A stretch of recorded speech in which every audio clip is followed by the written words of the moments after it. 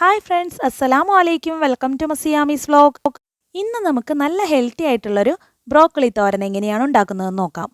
Broccoli ഒട്ടും പാഴാക്കാതെ തന്നെ എങ്ങനെ തോരൻ വയ്ക്കാമെന്ന് നോക്കാം.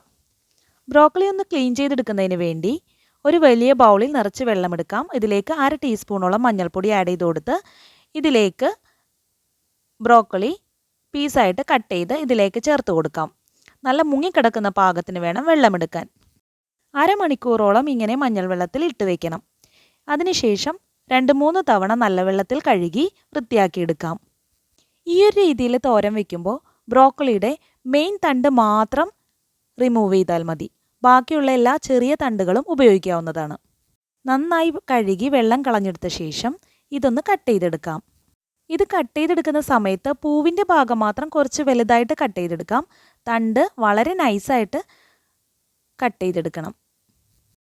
തണ്ട് ഇതുപോലെ പൊടി പൊടിയായി തന്നെ അരിഞ്ഞെടുക്കാൻ ശ്രദ്ധിക്കണം.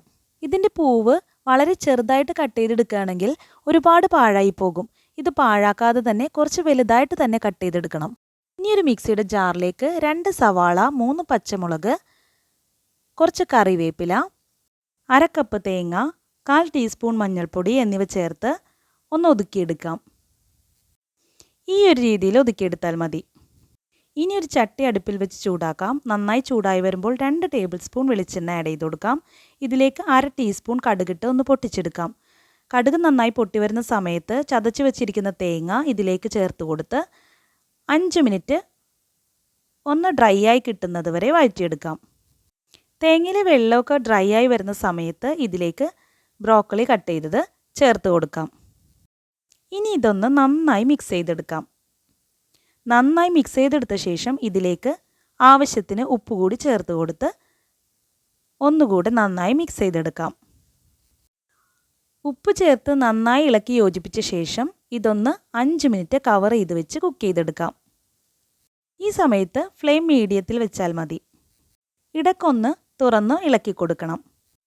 5 മിനിറ്റ് ആകുമ്പോൾ തന്നെ നല്ല ഹെൽത്തി ആയിട്ടുള്ള ബ്രോക്കലി തോരൻ റെഡിയാകും. ഹെൽത്തി ബ്രോക്കലി തോരൻ റെഡിയായി കഴിഞ്ഞു.